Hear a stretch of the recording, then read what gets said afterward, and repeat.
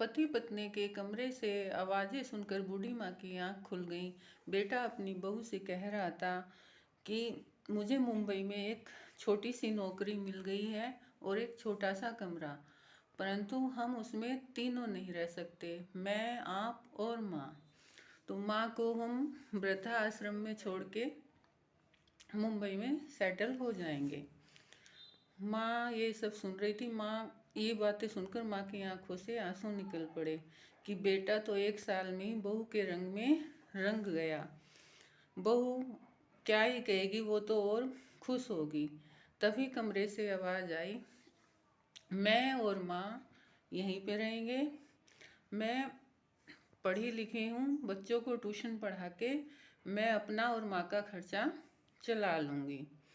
आप जब मुंबई में अच्छे से सेटल हो जाओ, बड़ा कमरा मिल जाए, तब हम भी वहाँ पर आ जाएंगे।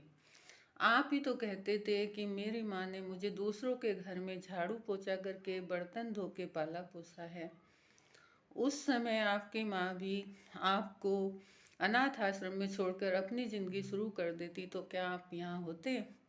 माँ एक बड़े वृक्ष के समान होती है, जो छाया भी देती है और फल भी देती है।